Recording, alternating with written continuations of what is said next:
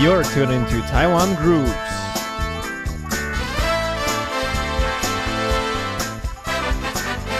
Let's explore the local music scene.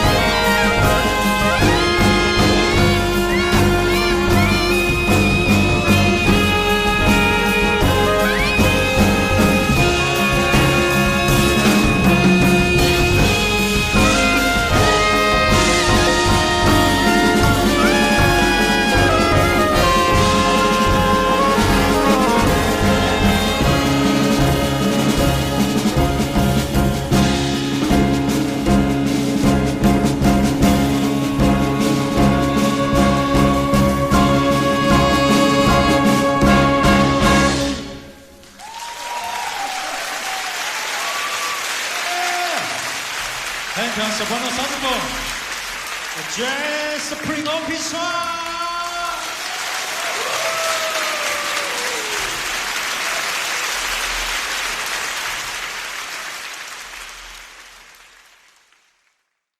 Good afternoon to all the music lovers and welcome back to Taiwan Grooves. In today's episode, we will continue with the double bass player Vincent Hsu. Vincent is a musician, bassist, and composer, and has recently released an album with the Jazz Supreme Orchestra that is called Music for the River Jazz Suite, The Spirit of Love River and Mississippi River. We started the episode with the song called Oya, and is the last track on this album. For those of you who had not heard the previous episode, me and Vincent discussed the origin of jazz scenes in Taipei, him picking up bass, and the projects he worked on after returning to Taiwan.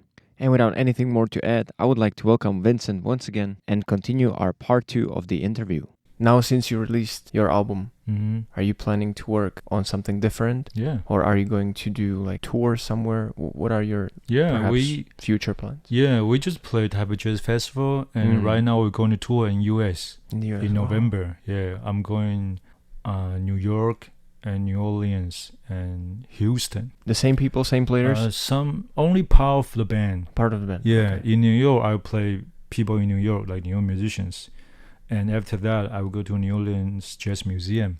Do you like connect with them beforehand to say like, okay, we're gonna do this? I play in the New Orleans Jazz Museum before the COVID. Like 2019. 2019. Yeah. I was there. I did a project like Louis Armstrong music, but I play like an Afro-Cuban style. Yeah. So the director of the museum, he likes it. So that's how we start our relationship. Yeah. And he's coming to Taiwan this month. I couldn't believe he got invited from our government. Awesome. Yeah, because I wrote to him originally. I proposed to him about a project. Then after 5 years, he got invited come to Taiwan. He's like, oh. When is he coming? Next, I think after 2 weeks. Okay. He's coming to see. So you'll be here. Yeah, he will be around. Yeah, he will go to see Taichung Jazz Festival, and because New Orleans Jazz Museum is the oldest. All instruments, all early jazz history, so it's very important for jazz, this museum. So we were really, really amazing to be on stage in the museum because it's like a 歌仔戏, right? 歌仔戏 is a Taiwanese traditional drama. Oh yes, 歌仔戏 like opera. Yeah. It's like playing Chinese opera, like foreigner playing Chinese opera in Taiwan. You know what I mean? I play jazz, but I go to the birthplace of New Orleans of jazz, and to play it's just incredible. For sure. Wow, you must be very excited. Yeah, right now this tour is wow. It's hard to make the tour happen, but we are glad. This is what I really enjoy hearing, because you went there, you absorbed all the nutritions of New York jazz, and now you're coming back and you're kind of like giving back to the community, like rebuilding the whole jazz scene completely. I hope. Giving it. I'm pretty sure that's what you guys are doing. I don't know if I did that. The only thing I can do is just try to contribute, like my music. That's the only thing. No, but even like bringing people here, writing projects. You are building. You are like expanding it for sure. Yeah, I teach also. Oh, I forgot. That's my next question. Are there enough people willing and happy to learn double bass? Because I asked Minyan, and he said there's a lot of saxophonists. Yeah, a lot. And it's like saxophonists you can pretty much put into any category. Yeah. I'm kind of curious, how is it with double bass? Of course, not too many people. Yeah. Yeah. Because it's tough. It's really tough to play. I think it's because they didn't, exposed to jazz. I think that's the only. I'm pretty sure that's also that's the reason. If jazz environment or the major media, they play more jazz. The people, the young kids learn about music. They were not only classical music. They know, wow, in this world there are so many different cultural music. I think that's the thing. We try to get better the musical environment. Yes, because I keep hearing the same story. I started playing classical piano, and then either they did something with it, or they transposed to like different instrument and other musicians, or they completely gave up because it was too much pressure and all that. Yes. I mean, in one way, I feel kind of like I get it, that it was too pushed onto a kid. I think the biggest thing is the passion toward music. Yes. Because bass, you started really late. That's that's about the love for the music. Yeah, like You know, people sometimes they will talk about talent, then I would say, oh, my only talent is my passion for the music, my love. That's my only talent. Yeah, that's sometimes what gets you way further than talent alone. So I hope, because it was so tough, you know, I'm to pretty learn. sure. Even right now, still, you know, I play ball, play classical, A-tunes, still every day is tough. It's like, if you were to look at, well, jazz scene or music scene in general, do you think it's okay, it's doable to be a full-time musician in Taiwan and make living with it? It depends on what kind of job you want to take. Mm-hmm. Some people take a lot of different jobs. Then of course you can do 4 times, you know. You play for pop singer here, and you play, you did some club gig, you did some wedding gigs, you know. If you do that, of course, you can play full time. But if you choose to become an artist, only play your own music as a composer, as a jazz musician, that's a different story. So you have to juggle between two, and then hopefully playing for others becomes less and you do your own project more. I won't say like play for other people become less. I would say you concentrate on your own music more. Right. Because you only have limited time. That's true. You know, it's not like I don't want to play with people. Of course I want you to, you know. In New York, we play every day with different people. But as a career go on, then you have different focus. Then you more realize what is your role is, you know. Yeah. I think becoming a composer, that mindset, make a different change. Yeah. So you want to deliver your own music, your own story, almost like a novelist, or you become like a poet. You know, you want to write your own poet. I can't always recite other people's poem. You know, I'm not a classical musician. I don't always play other people's composition. I become a creator myself. Right. So I have to really dedicate it with my own. Otherwise, nobody will care. You know, if like Jane Austen, she didn't write, then nobody care. Yeah. So you have to write. You have to be the one who care. Then hopefully we'll find someone they care too. Okay. Even it's tough, you know. Right. No, I'm pretty sure. I like to have the image in my head as your teacher is saying that it's gonna be tough. It won't get easier. You picked it, and then you're like, yeah, and you just keep doing it, and just make it happen. I cried a lot, you know, when I was in New York. It's like, oh, why? At that time, I was thinking, why I love music so much, and music doesn't love back to me. You know, why? He's so tough on me, you know. Yeah. I mean, as you said, music in general, and in New York especially, is very competitive. Yeah. And it's jazz music, really, like, man, you have to be good to not only make good. it. You have to above be good. the best The kind best, of. Yeah. In New York, like, I was in shock. There's one time I was in Times Square, and there's a restaurant week, you know, and a lot of people go to the restaurant just to eat, right? To eat like a seafood, like bass, you know. Then I went to Times Square restaurant. Normally we won't go in because normally it's very expensive. Yeah. Then that week I went in and I saw 2 famous musicians play there, and nobody cared. And that was the time I know maybe I should move. Maybe I should go back, because the thing they play is incredible. They are the best musicians in the world. Yeah. I mean, if they come to our country, they'll play in National Concert Hall. But in New York, they play in a restaurant. Nobody cares. That's crazy. Maybe they make $100 maybe. So that's how competitive that is. That's crazy. It's crazy, yeah. Okay, so you're in Taiwan. The music scene grows. Yeah. Becomes better and better and better. Uh-huh. Now, if you were to describe it to me or the listeners, like, how's the music scene in Taiwan now? And or jazz scene, like, all together? Would you have any thoughts on that? Anything like, where is it heading? How has it changed? What's good about it? I think what I see is that because jazz is a global phenomenon, right? So this culture, this music come to Taiwan. Right now, jazz should become localized. You know, like me, I'm doing my own culture. I'm doing my own story. But I use the medium of jazz music. Yeah. Like I use the concept of, you know, Afro-Cuban elements and improvisation elements, but I'm telling my own story. Yeah. I think that's just the future of any kind of arts, you know. If they come to a certain place, it's like you're spreading the seeds. So the seeds grow up in Taiwan now. Yeah. But the only thing, you know, after all, it's not New Orleans or it's not New York, you know, it's Taiwan. Of so course. The cultural origin is not here. So we have to be careful about that, because if you don't really emphasize on culture or the unconsciousness of your mind, then music become competition. If you aware of culture come from people. I learned jazz because my teacher, Cecil maybe told me jazz it has to be someone handy to you personally. It's not like you listen to YouTube, you go to school, get a degree. No, it's not like that. Some legendary musician, they create this music, then they hand it to you. That's my legacy. And John Schaeffer, he played with Leonard Bernstein, so they hand it to me, some cultural value.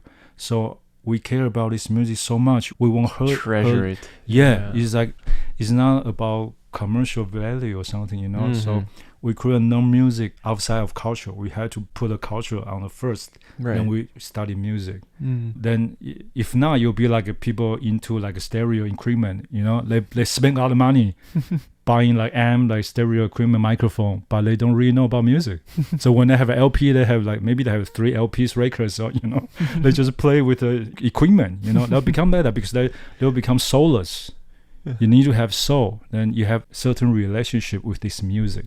Not in school, you have to, it's best if you can find a mentor. Right. So you can really relate it to this.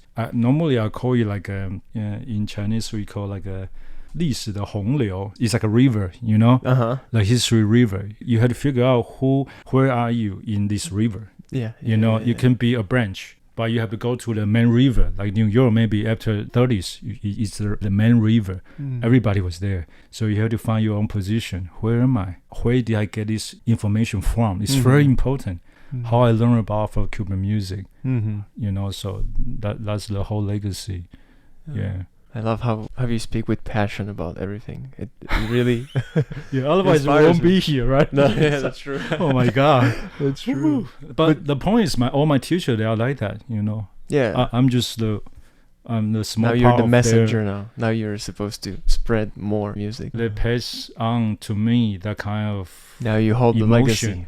The legacy. Because I actually allow my teacher to pass away. I was going to ask if you had the chance to reach out and connect with some of your old classmates, teachers, anyone, and present your own work. Show it to them, like what you have accomplished.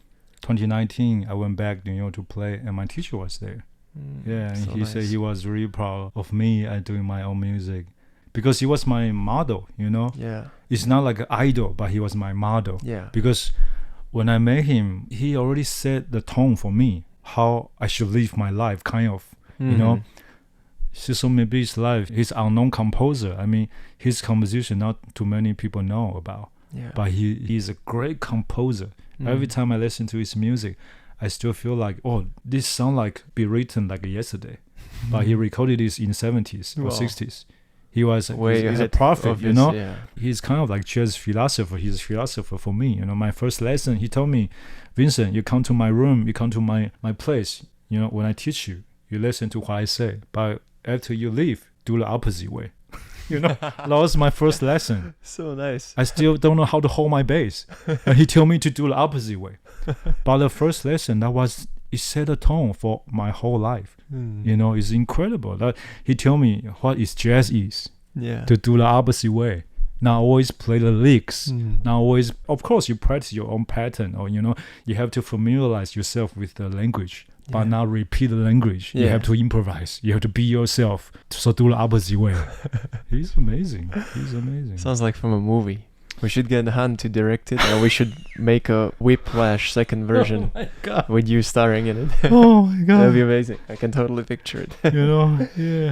Those guys. No, wait, if I want to come back to the scene, like, do you think jazz music in general is well received by Taiwanese people? Do they have ear for it? Or like, it's safe to say that your favorite genre is jazz and mostly into Cuban, Latin kind of branch? I think all the African influence music, but I love all kind of music. I love European music, of course. Right. Yeah, I love all the, black music, African influence music, And do you think Taiwanese people, do they well receive jazz? Or do you think there's a certain style of jazz that is more familiar for a Taiwanese audience? I think the saddest thing is like, I tell this to my students, because they are music major. I tell them the main difference, like if you are music major, like you have to be able to select actively what you listen to, not just receive. Like you playing your iPhone or watching television, you are receiving. But if you are an artist or you are a musician, you study music, you have to be able to select, So right now the process still people receive stuff, so it become media thing. It become complicated. So actually people can receive everything if you just put it in front of them. If you put out an ad, you put it out, they will receive. Yes. But the main thing is how we can make a lot of people to select, to know what to listen to, to know that's the culture thing come in. That's why I'm always talking about culture. If you know about culture, you know where to listen to, who to listen to. How do you study music? You study music because history is a culture, not because who is hot right now. Yeah. You have to know the roots of this music. You'll be on the right track. Yeah, then you develop your own stuff. Yeah, nice. So I'm pretty sure you participated in Taichung Jazz Festival and Taipei Jazz Festival for a couple of years now. Yes. Do you feel like there's a growing interest in it? Like it's becoming more? Because that's your way of presenting and exposing people to jazz. Sometimes a general population, if they don't understand the jazz, you cannot really go, I don't know if it sounds right, too jazzy on them. For them is entertainment. Yeah. Right now still in the entertainment level. But of course we try to have our listener become an intelligent listener, so they can know what they listen to, what their musicians doing, why they pick music, why they pick this instrumentation.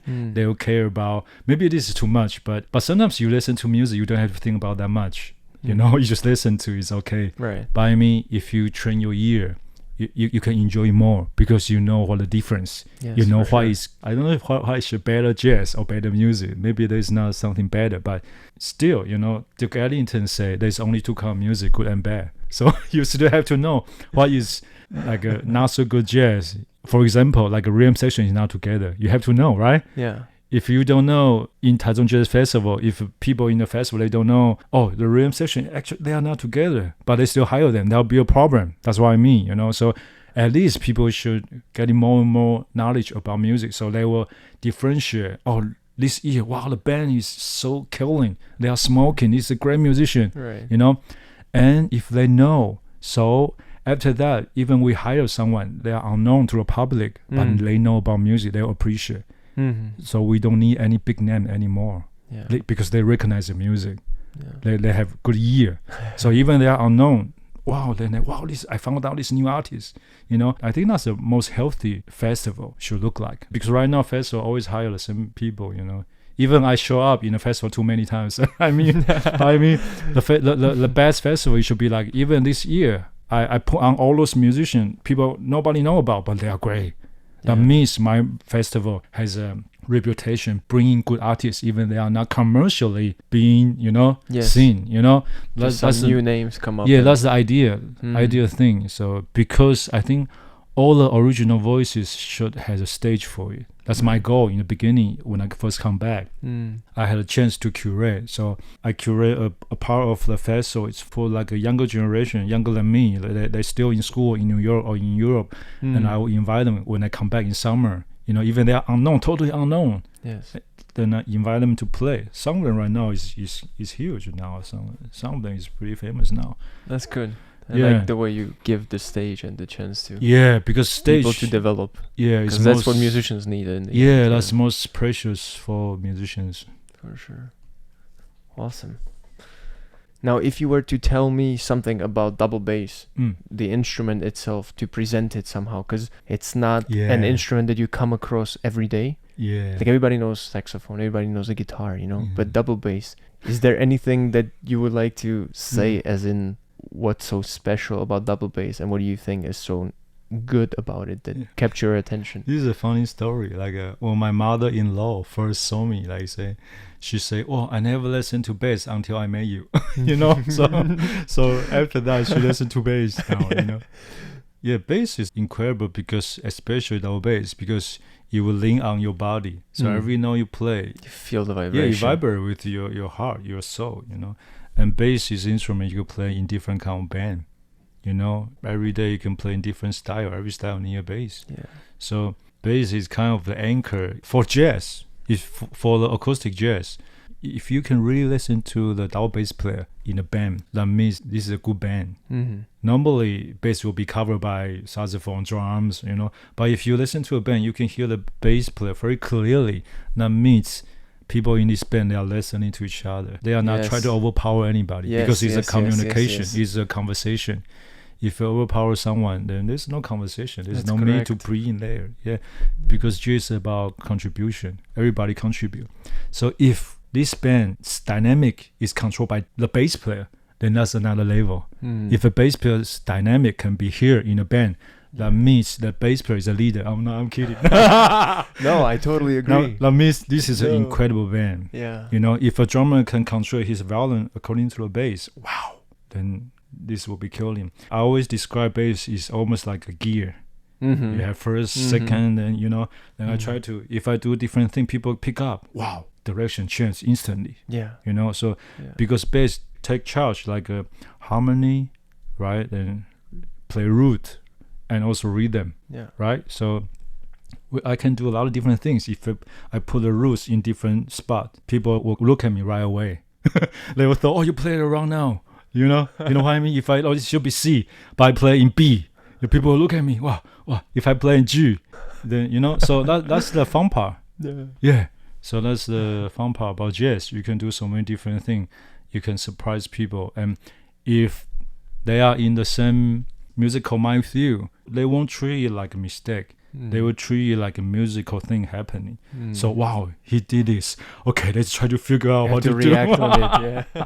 Yeah, that's the fun part. Yeah. All right, then last question.